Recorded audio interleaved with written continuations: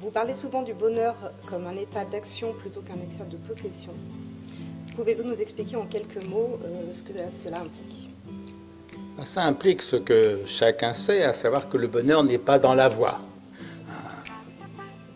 à condition de ne pas être non plus dans la misère. C'est-à-dire que les économistes ont bien mesuré la chose maintenant, ils ont fait des tas d'études en demandant aux gens êtes-vous heureux en comparant avec tel ou tel niveau de vie.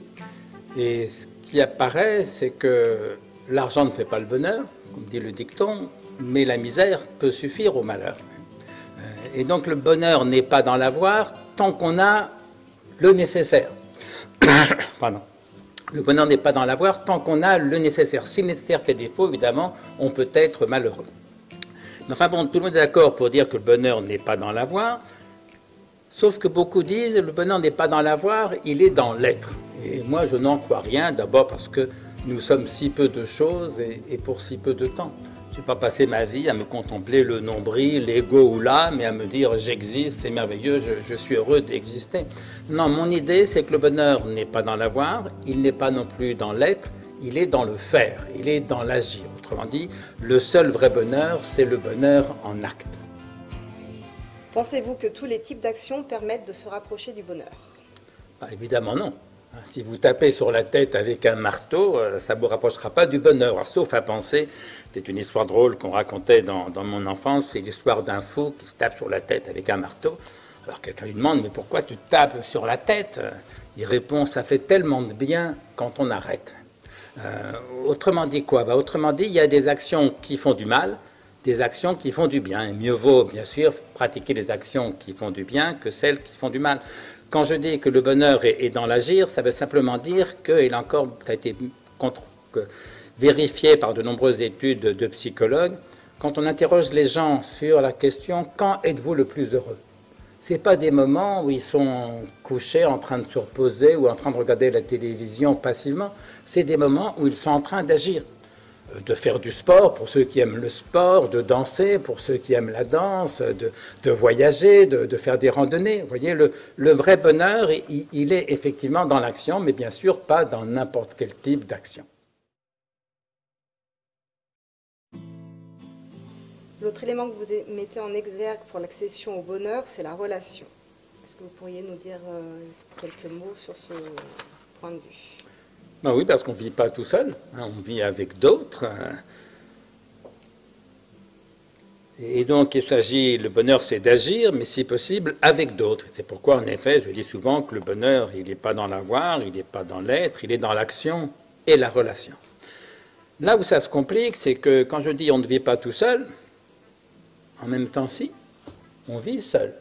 Vous savez, c'est ce qu'écrivait Blaise Pascal dans Les Pensées, on mourra seul.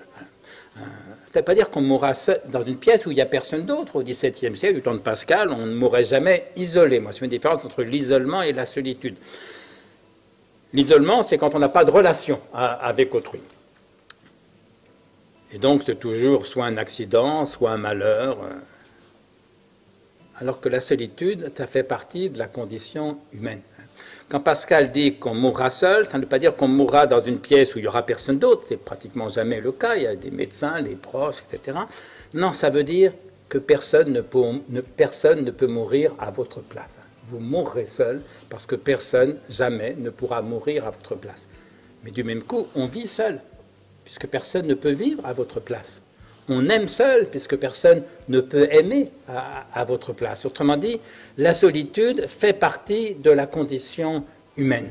Et je crois qu'il faut l'accepter. Et c'est ce que montre le psychanalyste Winnicott, c'est que pour arriver à rentrer dans une relation vraie, authentique avec autrui, il faut d'abord accepter cette dimension de solitude qui fait partie de la condition humaine.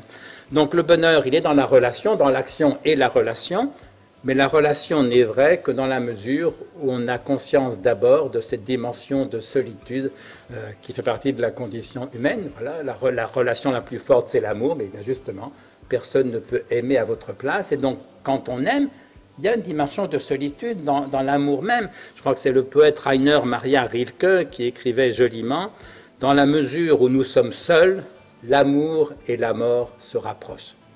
personne ne peut mourir à votre place, personne ne peut aimer à votre place. Mais une fois qu'on accède cette dimension de solitude, alors on peut rentrer dans une relation vraie à autrui. Et là encore, c'est ce que dit Rilke, c'est-à-dire que la relation vraie, c'est pas la fusion, c'est pas la disparition de la solitude. C'est deux solitudes qui se saluent et qui se reconnaissent l'une l'autre. Pensez-vous que le bonheur puisse être affecté par les nouvelles formes de relations, de plus en plus vécues par écran interposé et biaisées par les réseaux sociaux? J'imagine que ça agit, que ça influe en effet sur la façon d'être heureux ou de ne pas être heureux. J'en parle avec prudence parce que les réseaux sociaux, je n'y vais jamais, donc je ne connais ça que par une. On fait les quelques rares incursions que j'y ai faites. J'ai été tellement accablé par l'énormité de la bêtise, de la vulgarité et de la haine qui s'y déploie que j'ai vite renoncé. Mais enfin, oui, ça agit forcément. D'abord, ça agit sur notre vie sentimentale, qui est une partie importante du bonheur ou du malheur, et parfois des deux à la fois. Moi, je vois même autour de moi le nombre de gens qui ont connu leur conjoint sur Internet. Il y en a évidemment de plus en plus. Donc oui, ça agit. Et au fond, je crois qu'il ne faut pas noircir le tableau. À certains égards, c'est une opportunité de plus, de rencontres, de relations. Et les gens que je connais qui vivent en couple après s'être connus sur Internet ne le regrettent pas du tout. Et donc ça a forcément du positif. Ça a aussi sans doute du négatif. Je crois qu'à force de ne plus se parler que sur écran, souvent sous la protection de l'anonymat, un certain nombre de gens, notamment de jeunes, d'après ce que j'ai lu, commencent à avoir peur des relations réelle, si on peut, en présence réelle, comme on pourrait dire. Et donc ça peut être un danger. Mais oui, forcément, ça influe. Et comme on ne reviendra pas en amont, on ne va pas supprimer Internet, on ne va pas supprimer les réseaux sociaux, ça existe définitivement. Il reste à s'y adapter. Voilà. Et au fond, ça ne me paraît pas, encore une fois, forcément catastrophique, à condition que chacun ait le courage d'assumer ce qu'il est. Et donc, il y a une dimension, j'évoquais une dimension de solitude qui fait partie de la condition humaine, mais il y a aussi une dimension de vérité qui fait partie des conditions d'une relation authentique avec autrui. Et donc, qu'on parle à quelqu'un en face à face, comme vous et moi, ou à travers un écran ou deux écrans interposés, ça ne me paraît pas si grave, ça ne change pas forcément l'essentiel, à condition qu'on ne profite pas de la distance et de l'écran pour dire n'importe quoi, pour mentir et pour faire semblant d'être quelqu'un d'autre que celui ou celle que l'on est. Voilà, et donc l'exigence de vérité demeure, nouvelle technologie ou pas. Voyez-vous une différence entre agir pour soi et agir pour autrui? Il y en a une, évidemment, dans l'énoncé même que vous évoquez. Et en même temps, c'est plus compliqué que ça, parce que moi, je crois, avec Freud, à ce qu'il appelle le principe de plaisir. C'est-à-dire que toute action est faite pour tendre au maximum de plaisir possible, ou inversement, pour réduire au minimum la souffrance. Et donc, en ce sens, quand on agit toujours en quelque chose pour soi. Vous voyez un SDF dans la rue, vous lui donnez 1 euro, 2 euros, que sais-je, c'est de la générosité. Vous agissez pour autrui. Oui, mais on pourrait vous demander, mais au fond, si tu le fais, c'est parce que ça te fait du bien, ça te donne bonne conscience, ou tu étais un peu angoissé à le voir souffrir. Enfin bref, tu agis aussi pour toi. Alors d'où la suspicion de certains qui souvent m'ont dit, mais au fond, vous parlez de générosité, puisque c'est l'une des vertus dans mon petit traité des grandes vertus. Mais en vérité, il n'y a pas de générosité, tout le monde agit par égoïsme. Oui, en un sens, c'est vrai, tout le monde agit pour son plaisir ou pour combattre sa souffrance, sauf que si les uns prennent plaisir à donner, c'est ce qu'on appelle la générosité. D'autres ne prennent plaisir qu'à prendre, posséder, garder. C'est ce qu'on appelle l'égoïsme. Et donc, tout le monde agit en quelque chose pour son plaisir, ça c'est vrai. Ça ne veut pas dire que tout le monde soit égoïste, parce que les uns trouvent leur plaisir dans le fait de donner, de s'occuper des autres, alors que d'autres ne trouvent le plaisir que dans le fait de s'occuper d'eux-mêmes. Et donc, le principe de plaisir, ça n'abolit pas la différence entre la générosité et l'égoïsme. D'où, au fond, une belle formule du Dalai Lama, qui résume en quelque chose tout ça, sans « Soyez égoïstes, aimez-vous les uns les autres ». Autrement dit, s'occuper de soi, s'occuper des autres, non seulement ça n'est pas contradictoire, mais ça va ensemble. Parce qu'en vérité, l'égoïste, celui qui ne s'occupe que de lui-même, il est malheureux. Et il y a plus de bonheur dans le fait de s'occuper aussi des autres. Ça ne veut pas dire qu'on ne s'occupe pas du tout de soi, mais il y a plus de bonheur dans le fait de s'occuper aussi des autres que dans le fait de ne s'occuper que de soi. Bref, il y a plus de bonheur dans la générosité ou dans la solidarité que dans l'égoïsme. Ça dépend des gens. Je pense que certains ont besoin de s'engager avec d'autres pour être heureux et que d'autres n'en ont pas besoin. Non, autant je crois qu'en effet, il y a plus de bonheur dans la générosité ou la solidarité, comme je disais à l'instant, que dans l'égoïsme. Autant ça serait se raconter des histoires que de croire qu'on a besoin forcément de s'engager pour être heureux. Ça dépend des gens. En revanche, notre société a besoin d'engagement. C'est-à-dire qu'il n'y a pas que le bonheur dans la vie, il y a aussi la justice. Et il y a aussi la liberté, il y a la démocratie. Voyez, et donc, il faut s'engager, c'est pas seulement, ni d'ailleurs, d'abord pour être heureux. Il faut s'engager pour combattre le mal, combattre la violence, combattre l'injustice, combattre la misère. Mon idée, c'est que dans ce combat, on trouvera en vérité plus de bonheur, là encore, que dans l'égoïsme. Voyez, mais ne faisons pas du bonheur la seule question importante. Combattre la violence, combattre l'injustice, combattre l'oppression, c'est au moins aussi important que d'être heureux.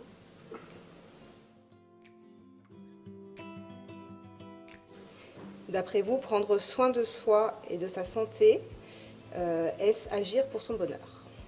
Vous me faites penser à la formule qu'on a souvent citée de Voltaire qui disait « J'ai décidé d'être heureux parce que c'est bon pour la santé ». Et j'ai souvent cité cette formule pendant le confinement lié à la Covid. Et ce qui m'a frappé, c'est que la plupart des gens prennent la formule tout à fait au sérieux. C'est formidable, Voltaire a dit « Prenons soin de notre santé parce que c'est bon pour le bonheur ». Moi, j'y vois un contresens. Parce que le jour où la santé devient le but suprême, vis-à-vis duquel le bonheur ne serait plus qu'un moyen, on assiste à un renversement complet par rapport à au moins 25 siècles de civilisation, où l'on considérait à l'inverse que la santé n'était qu'un moyen, alors certes particulièrement précieux, mais un moyen pour atteindre ce but suprême qu'est le bonheur. Bref, le sens de la vie, comme on dit, pour prendre cette formule un peu rebattue, c'est pas de s'occuper de sa santé. C'est effectivement, pour ce qui est de soi, d'essayer d'être heureux. Mais encore une fois, ça n'empêche pas de combattre l'injustice, la violence, la misère ou l'oppression. Mais ne faisons pas de la santé l'essentiel. Et donc, ce que je dis, contrairement à Voltaire, c'est prenons soin de notre santé parce que c'est bon pour le bonheur. Autrement dit, ne tombons pas dans ce que j'appelle le panmédicalisme qui revient à faire de la santé la valeur suprême. Je crois que c'est un contresens sur la condition humaine, mais comprenons qu'en effet, pour être heureux, mieux vaut avoir une bonne santé qu'une mauvaise. Et donc voilà, le but, c'est pas la santé est un moyen, le but, c'est le bonheur, mais la santé est un moyen particulièrement précieux pour ce bonheur, et donc prendre soin de sa santé, évidemment, ça permet d'être plus heureux. Être dans l'action peut-il nous aider à vieillir de manière plus heureuse et épanouie ? D'abord, ça n'empêche pas de vieillir. Croyez-en ma longue expérience. Mais en même temps, tous les médecins vous diront qu'on vieillit mieux quand on a une vie active que lorsqu'on vit, lorsqu'on passe sa vie sur son canapé ou dans son lit. Voilà, et donc oui, agir n'empêche pas de vieillir, mais aide ordinairement à vieillir mieux.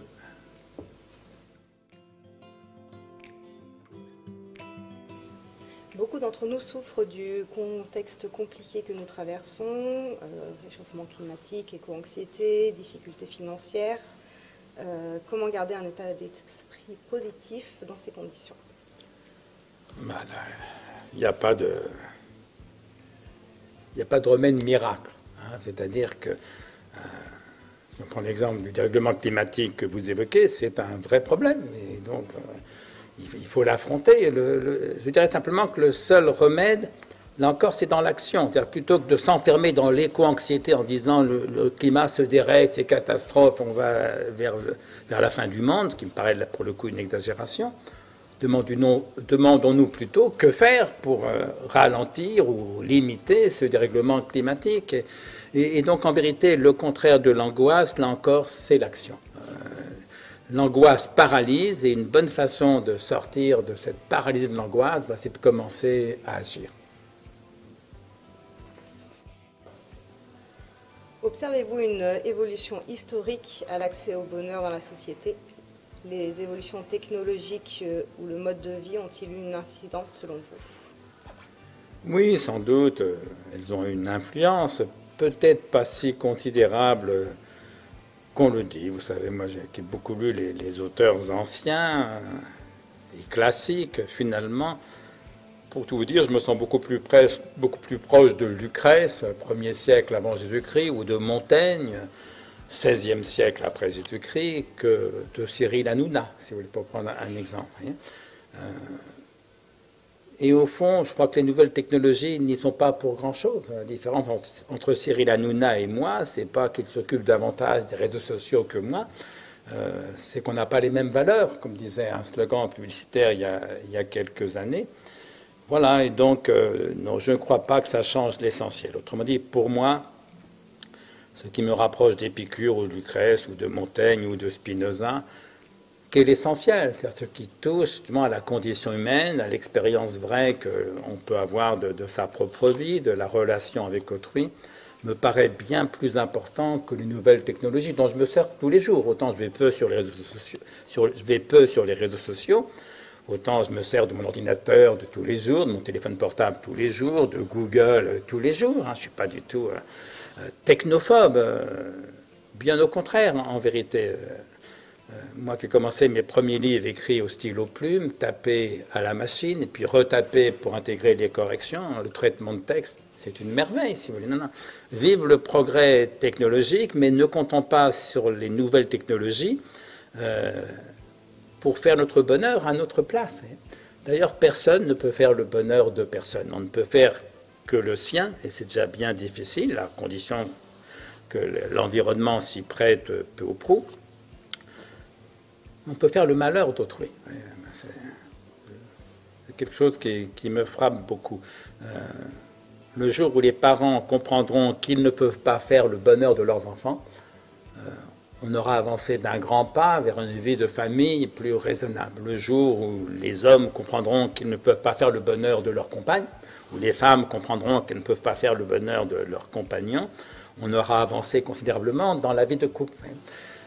Et donc, si vous me demandez, à supposer que vous viviez en couple, comment faire le bonheur de votre compagnon, eh bien, je vous dirais, vous ne pouvez pas. Mais si vous me demandez comment faire son malheur, alors là, j'ai quelques idées très simples et très efficaces. On pourra en reparler, si vous voulez, hors antenne, comme on dit. Voilà, et donc, on ne peut faire le bonheur de personne, mais on peut faire éventuellement le malheur des gens. Et donc, ce qu'il faut faire, c'est essayer de créer des conditions telles, non pas qu'on leur donne un bonheur tout fait, mais créer des conditions telles qu'ils puissent eux-mêmes faire leur propre bonheur s'ils en sont capables. C'est pareil pour les nouvelles technologies.